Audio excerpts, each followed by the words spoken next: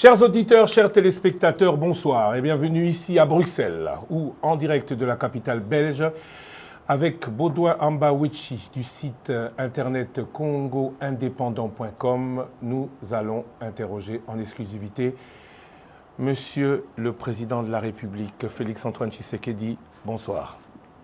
Bonsoir, Christian Lusakweno. Bonsoir, Monsieur Baudouin Ambawichi. Merci d'avoir accepté de nous accorder de votre précieux temps, votre séjour annoncé comme médical. Alors, on entre dans le vif du sujet. Vous êtes parti de Kinshasa un peu à la surprise générale.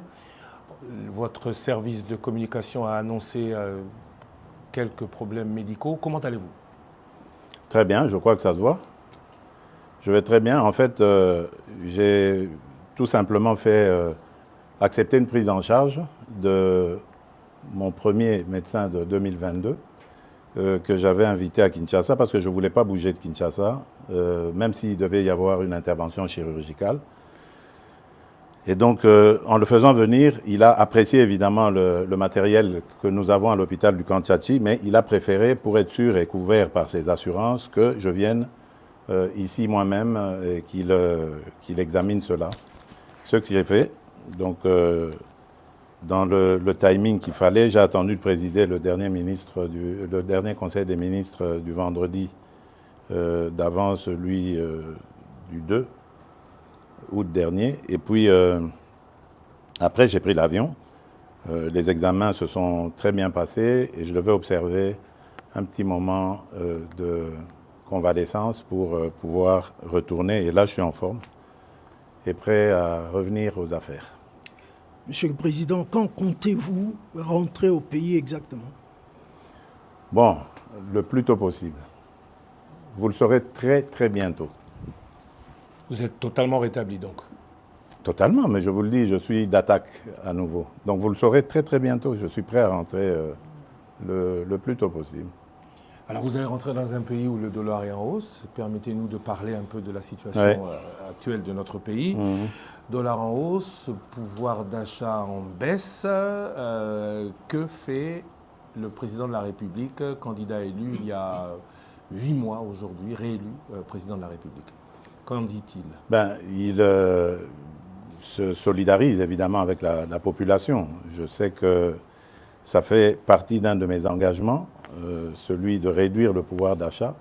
Et la première ministre, Madame Judith Souminois, est très très bien outillée et instruite pour faire face à ce genre de choses. Hier, il y a eu la commission ECOFIR qui s'est réunie sous la présidence du vice-premier ministre, ministre de l'économie, M. Moukoko Samba, et qui a pris un train de mesures qui, je suis certain, vont baisser la tension sur les marchés.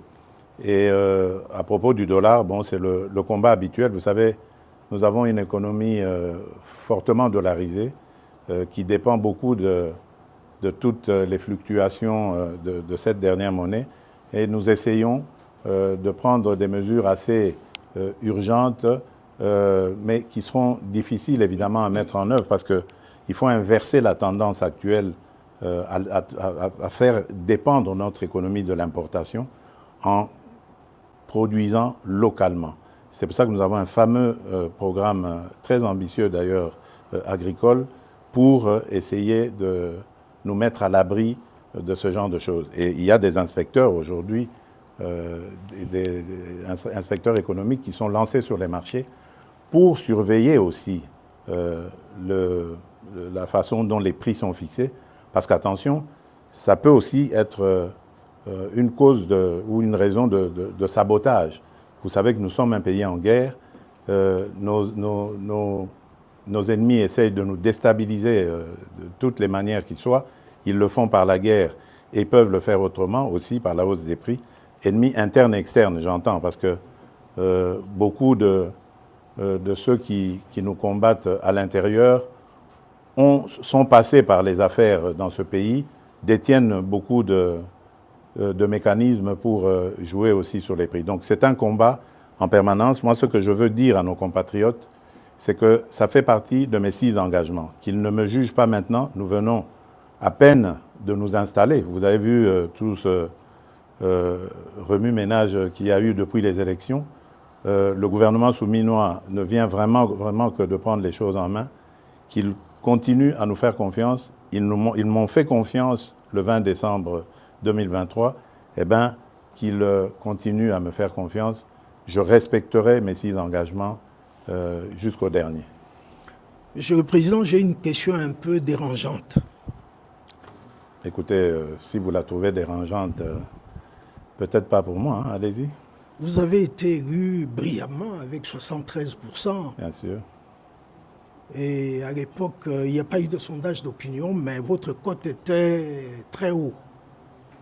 Mais depuis lors, il y a comme, le mot peut-être est fort, un désamour à votre égard. Désamour, je ne dirais pas. Je n'ai pas fini ma question. Ah, pardon. Lorsqu'on parle avec des gens, Oui. ils vous disent « je suis tshisekédiste, mais Étienne », mais pas tshisekédiste Félix. Il a oublié ce que papa avait dit, le peuple d'abord. Qu'en dites-vous? Bon, d'abord, je respecte leur choix. C'est la démocratie. Moi, je n'ai jamais exigé à quelqu'un de m'aimer. C'est d'une part. D'autre part, je dirais que la politique n'a jamais été statique. La conjoncture aussi, d'ailleurs, en conjoncture économique et autres, ça n'a jamais été statique. Tout bouge, tout est dynamique.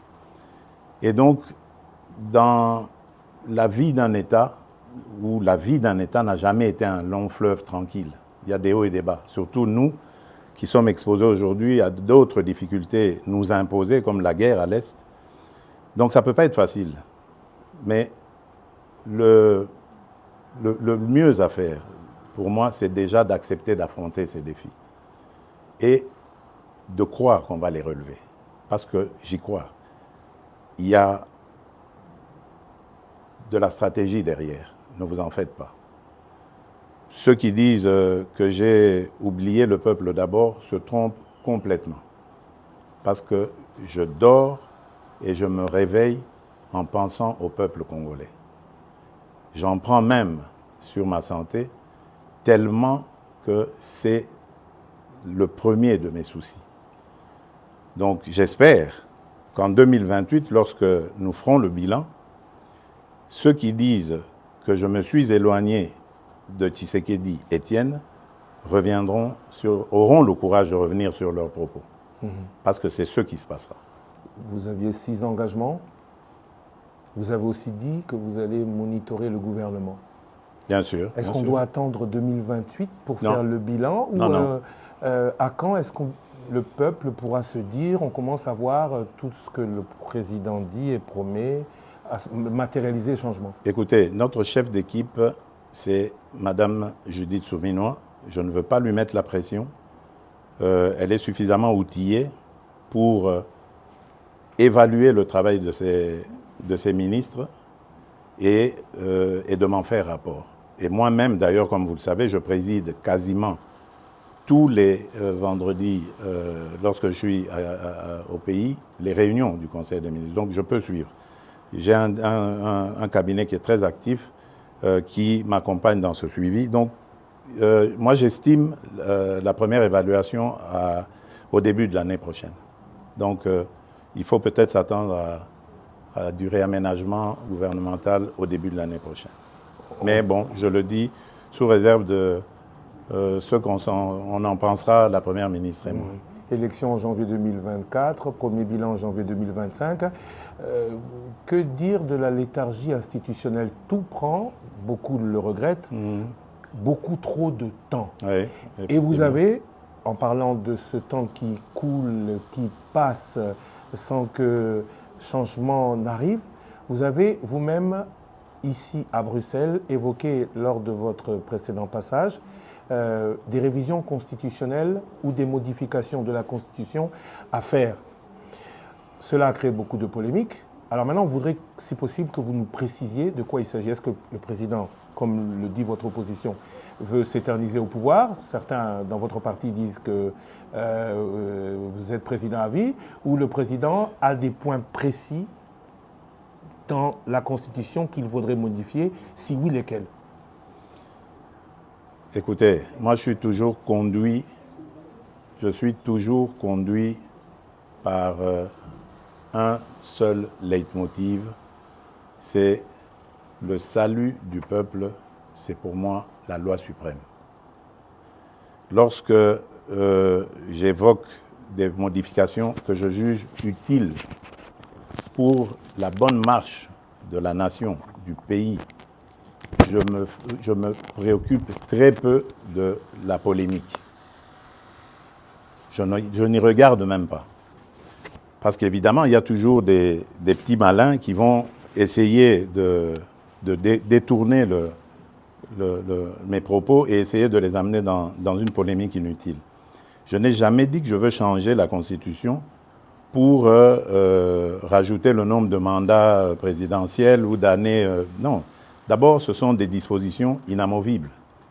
Pour les changer, il faut retourner auprès du peuple souverain primaire.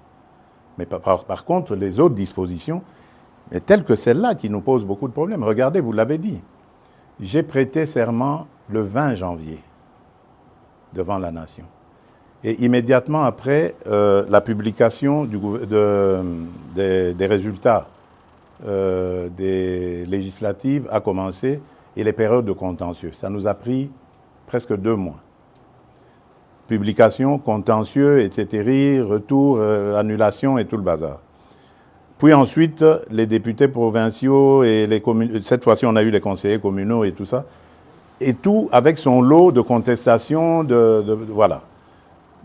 Donc en peu de temps, ça nous a pris je ne sais combien de temps. Le gouvernement, pour le faire, on a mis 1 mois. Normalement, la première ministre et moi, le temps de la nommer et puis de discuter. Voilà, donc on a tourné autour des choses. L'installation du bureau du Parlement, par exemple, ce sont des choses qu'on doit réfléchir à comment les réduire. On ne peut pas laisser 1 mois, par exemple. J'ai vu chez les Français ce qui se passe. Dès qu'on a le Parlement, enfin l'Assemblée nationale, ils ne prennent pas beaucoup de temps pour la validation de mandat. Mais chez nous, on prend 1 mois. Alors que les sujets à traiter pendant cette période ne sont pas nombreux. Il y a juste la validation de mandat que le bureau a et l'installation du bureau définitif. Mais pourquoi ça doit prendre 1 mois? Ça peut se faire en 2 jours. Ce sont des choses comme ça qu'il faut revoir, réduire, etc. Autre chose, par exemple, qui me motivait à vouloir ce changement de constitution, enfin des modifications dans la constitution, c'est la désignation des gouverneurs. Je trouve que la désignation des gouverneurs aujourd'hui fragilise nos provinces. Il faudrait, à mon avis, les gouverneurs étant des grands commis de l'État, qui soient désignés directement par le gouvernement en place et qu'ils rendent direct rapport au gouvernement.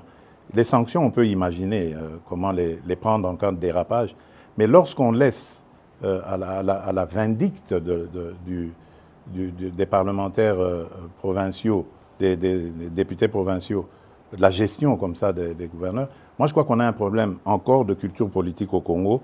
Nous n'avons pas besoin d'aller aussi vite. Ça c'est pour les pays qui sont outillés dans la démocratie, dans la gestion de la chose publique. Nous avons encore besoin d'apprendre et on doit y aller étape par étape.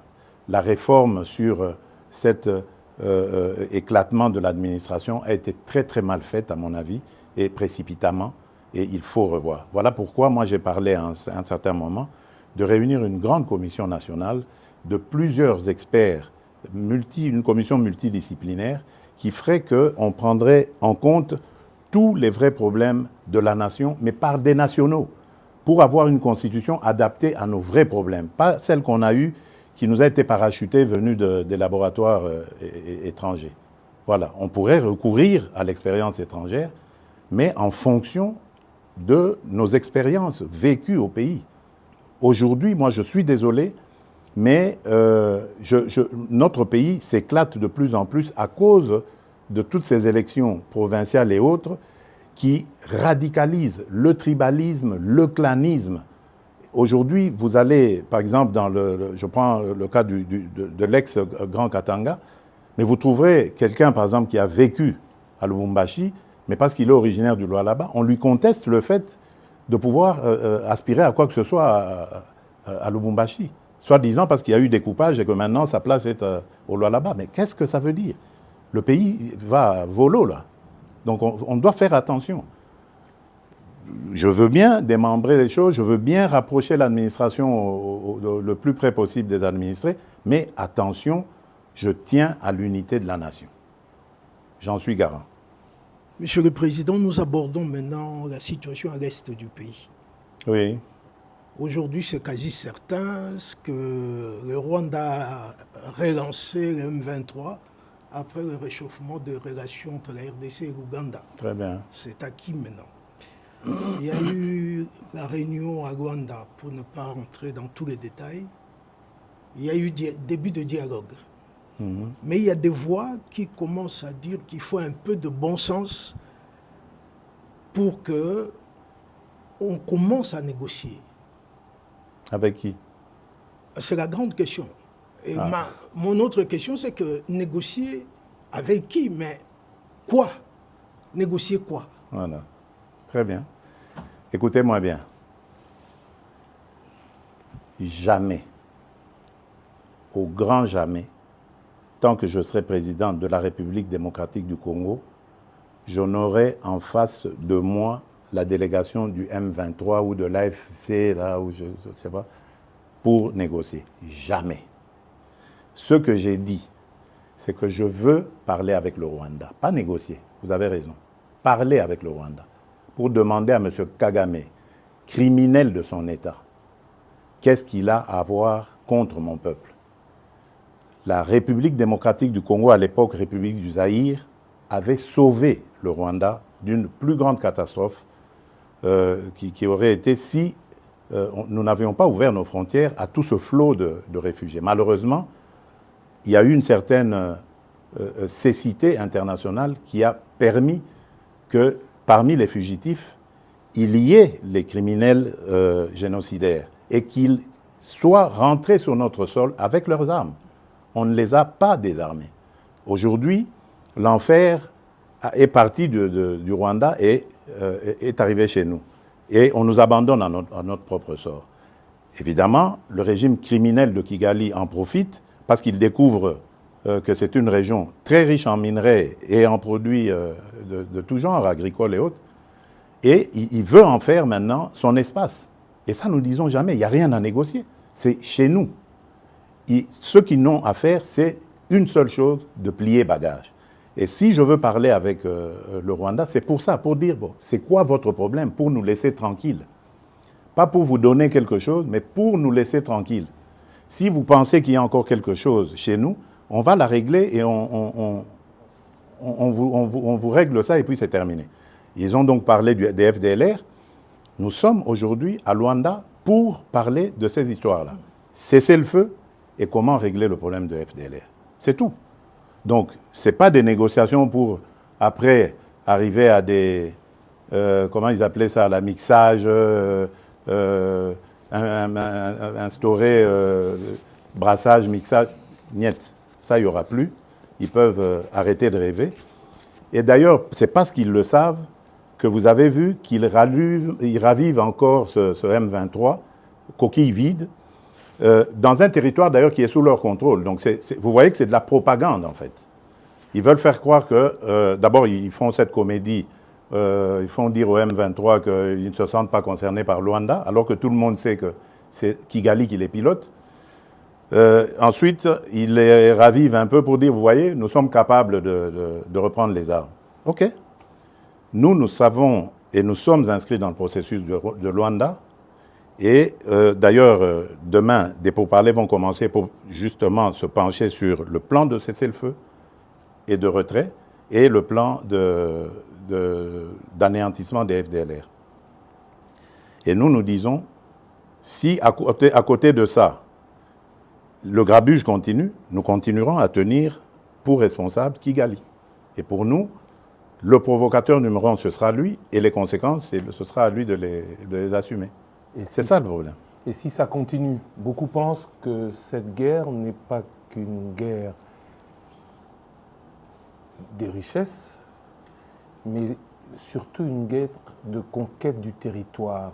On a beaucoup Non, parlé pour de les balkanisation. richesses. C'est une guerre de richesse. Mais est-ce que C'est une guerre de conquête des territoires, justement, des territoires riches. Vous pensez que s'il n'y avait pas tous ces minerais rares et tant prisés dans le monde, dans ce sous-sol de chez nous, là-bas, dans le Massissi, Rutshuru et tout ça, ils seraient venus. Ils nous laisseraient tranquilles. C'est des sols riches et des sous-sols riches. C'est ça qui attire. Et maintenant, pour que ce soit définitivement mis en coupe réglée, sous coupe réglée, eh ben, ils veulent le couper de la RDC. La balkanisation est donc encore possible Dans leur tête, pas chez nous. Jamais, elle n'est pas possible. Mais parler avec le Rwanda, c'est lui donner un minimum de bonne foi. Est-ce que vous pensez qu'il peut avoir de bonne foi? De bonne foi, j'y crois pas. Je n'y crois pas. J'ai testé leur bonne foi, je n'y crois plus du tout. Maintenant, c'est la pression. Je remercie les États-Unis d'Amérique parce que c'est eux qui nous apportent beaucoup de choses. D'ailleurs, vous avez vu, au départ, il y a eu une trêve. Maintenant, il y a un cessez-le-feu. Je vous dis, ce n'est pas le Congo qui l'a demandé. Malgré la chute de Kanyabayonga, de Rwindi avant, ce n'est pas la RDC qui l'a demandé. C'est le Rwanda. Mais il savait qu'il ne pouvait pas nous le demander direct et le faire accepter. Il est passé par les Américains que nous écoutons. Je remercie surtout le président João Lourenço pour son implication, surtout la dernière ici, parce que j'ai de Bruxelles participé en pilotant aussi notre délégation qui était là, qui s'est brillamment comportée. Et je remercie évidemment l'ancien président Uhuru Kenyatta, qui est d'ailleurs le déclencheur de tout ça. Malheureusement, son successeur a très très mal géré la question par la suite en prenant fait et cause pour Kagame. Peu importe, de toutes les façons, il n'était pas partie prenante de ce processus. Lui, il l'a trouvé en arrivant, en étant élu. Peu importe, mais le processus de Luanda est là et il fonctionne très bien grâce à la maestria du président João Lourenço. Et le président Uhuru Kenyatta est un très bon facilitateur issu du processus de Nairobi, qui malheureusement a été vidé de sa substance. Mais le président, sa crédibilité du président Uhuru reste, elle demeure. Voilà, je tenais à le dire parce que je suis convaincu que là, nous sommes engagés sur la bonne voie grâce à ces partenaires et que nous aurons la solution. Je suis vraiment convaincu cette fois-ci. Après la situation là, je voudrais parler avec vous de tous ces scandales financiers avérés ou supposés. Mmh. Ce qu'on constate surtout, c'est qu'il n'y a aucune poursuite judiciaire ou suspension de qui que ce soit. Pourquoi la justice ne répond pas? Bon, écoutez, d'abord, le travail de la justice consiste à faire des enquêtes. Je crois qu'il faut faire très attention. Ne tombons pas dans la facilité, dans l'invective. Et c'est ça que je déplore avec ces fameux réseaux sociaux. Parce qu'on peut, comme ça, à cause des réseaux sociaux, vous défaire l'honneur et la dignité d'un individu. Moi, je tiens beaucoup à ces choses-là. Vous ne me verrez jamais humilier quelqu'un, même si c'est mon pire des ennemis. Je n'aime pas ça. J'ai toujours un brin de respect pour la personne. Or, les réseaux sociaux, ce n'est plus ça. Il suffit qu'on cite votre nom, Lusaku et nos voleurs, ça y est. Si c'est bien mis en place, ça y est, vous êtes condamné, c'est terminé. Donc, laissez à la justice le soin de faire son travail. Mais j'aimerais dire quelque chose à propos de toutes ces affaires. Mais moi, je m'en réjouis. Je m'en réjouis parce que ça n'existait pas dans ce pays-là. Pourtant, des affaires, il y en a. Dans les casseroles, là. Et là, je suis déterminé. Vous avez vu le ministre qui est là, il a cette mission. On va ouvrir les placards et on va sortir les cadavres des placards pour montrer que ce pays a été trahi, pillé et volé plus que jamais vous pouvez imaginer avant moi. Aujourd'hui, au moins, nous avons des gens qui dénoncent. C'est déjà ça. Ça veut dire que la corruption avait vraiment été une seconde nature dans ce pays. Donc ne vous en faites pas. Réjouissez-vous quand vous entendez ces choses-là. Malheureusement, c'est récupéré par les réseaux et c'est ça qui désoriente un peu l'opinion, qui désoriente. Parce qu'il faut laisser la justice sereine. Vous savez qu'elle est déjà malade. On est en train de travailler à la remettre en place. Donc il faut lui laisser le temps de faire son travail. On va leur donner encore plus de moyens de travail pour que la justice soit dite. Parce que, attention, on a affaire à parfois des chefs de famille, on a affaire à des gens qui tiennent à leur dignité. On ne peut pas la jeter en pâture comme ça en disant, voilà, ça y est, il est voleur. Non, prenez votre patience. Jamais justice n'a été expéditive. Regardez, dans nos pays à tradition démocratique ici, il y a des procès qui durent 10 ans, 15 ans de corruption. Mais pourquoi est-ce que vous voulez que, parce qu'un nom a été cité, le lendemain, il doit être condamné? Mais non. Il faut lui donner les moyens de sa défense et voir comment ça va se passer. Monsieur le Président, vous avez cité le ministre de la Justice sans le citer. Justement, je voudrais poser une question à son sujet. Ouais. Sa nomination en tant qu'opposant a surpris agréablement beaucoup de gens. Très bien. Est-ce qu'on peut interpréter ça comme une ouverture aux forces de l'opposition? Bien sûr. Est-ce que c'est un jargon que vous passez? Bien sûr. Pour dire que vous voulez rassembler... Bien sûr, c'est une ouverture, bien sûr. Dernièrement, j'ai reçu, pour l'anecdote, les évêques de la Cinco, le jour où ils ont élu leur nouveau président, leur nouveau bureau. Et dans nos discussions, je ne vais pas les dévoiler ici, mais il y a eu une demande allant dans ce sens. Mais ma réponse était claire. J'ai dit, mais Seigneur, je suis à votre disposition. Je ne demande que ça. Mais dites-moi, comment vais-je m'y prendre? J'ai pris l'exemple que de trois opposants. J'ai commencé par Martin Fayoulou. Je dis, mais il n'a jamais reconnu les résultats des dernières élections. Comment est-ce qu'il acceptera ma main tendue?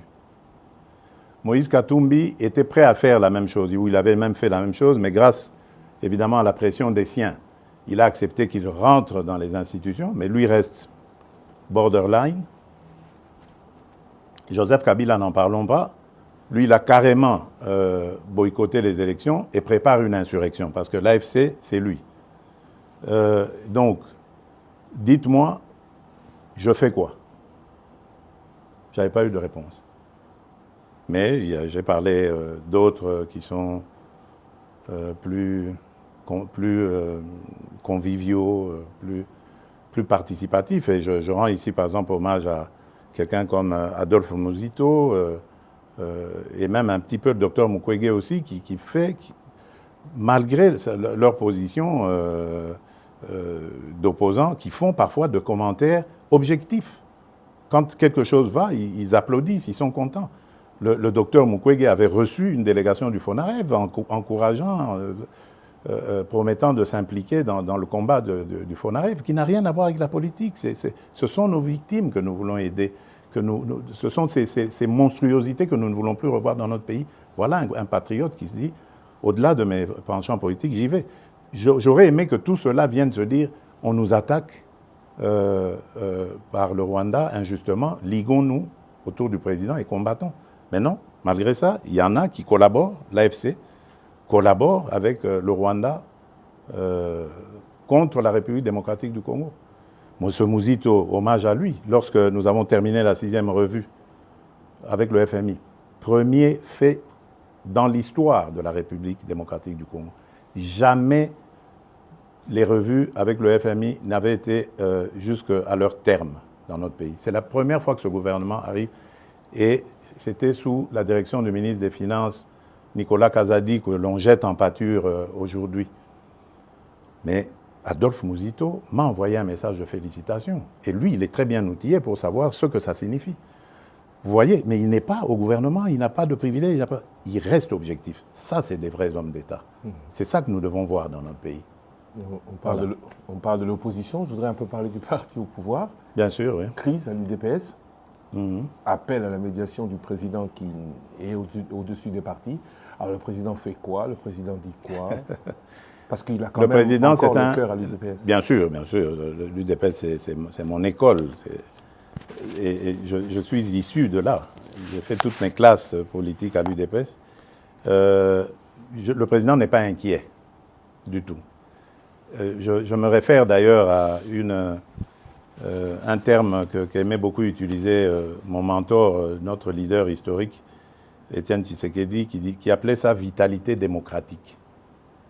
Donc, de ce choc des mots jaillira la lumière. La seule chose que je déplore, c'est ce que j'ai dit tout à l'heure, c'est l'usage des réseaux sociaux.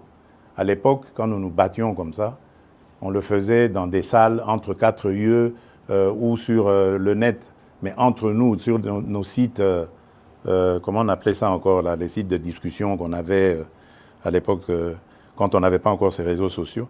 Et c'était bien, ça se passait, c'était chaud, bien sûr, bouillant, mais démocratique. Et ça terminait toujours par s'arranger. Et je vous promets, ça va s'arranger. Je ne suis pas du tout inquiet. C'est des choses qui arrivent. Je ne veux pas, en tout cas, que ça prenne des allures du genre de ce qu'on a vu avec les forces du progrès, que je condamne complètement. Mais je tiens à ce que... enfin, je suis sûr plutôt que les choses vont rentrer dans l'ordre. Pas de problème. Je voudrais aborder une question que vous connaissez et maîtrisez très bien, les relations avec la Belgique. Oui, bien sûr. C'est mon autre Congo. Hein, voilà, justement, en 2019, vous avez justement dit que c'est l'autre Congo pour vous. Mais Monsieur le Président, depuis que vous êtes au pouvoir, on ne sent pas un resserrement des relations entre les deux pays. Ah, ça, je ne sais pas par quoi vous voulez le voir, vous. Ben, il y a une ambiance de ni guerre ni paix. Et on ne sent pas un engouement des investisseurs belges à aller chez nous. Oui, mais... Est-ce que c'est toujours le problème de climat des affaires? Je crois qu'il y a un peu des deux. Vous avez raison. Attention aussi, ce sont des gens qui doivent être sûrs de leur mise. Hein? Donc ça veut dire que quelque part, peut-être, que nous n'avons pas encore émis suffisamment de signaux rassurants sur le climat des affaires. D'ailleurs, pendant que je suis ici, j'ai été interpellé par un message de l'ambassadrice belge à Kinshasa sur un sujet belge qui a été victime de tracasseries d'un ancien ministre du régime passé qui était à l'urbanisme ou aux affaires foncières et qui l'a mis dans de sales draps aujourd'hui. Donc vous voyez que même les affaires d'il y a plusieurs années continuent à avoir des effets aujourd'hui. Donc nous avons peut-être un travail, et si celui-là, ce monsieur belge, vient en parler à ses amis ici, ils vont mettre la pellade douce avant d'y aller. Il y a de l'attrait, on sent que les choses bougent, mais je crois que de part et d'autre, il faut faire des efforts, surtout se rassurer. Ça, c'est d'une part. D'autre part, attention, il y a aussi une réalité en Belgique. La Belgique, il ne faut plus la voir comme l'ancienne Belgique qui était, qu'ils appelaient eux-mêmes la Belgique de papa. La Belgique, aujourd'hui, elle s'est très fortement communautarisée, et même dans leur système d'exportation, de business, de commerce avec l'étranger, ils le font plus par des communautés.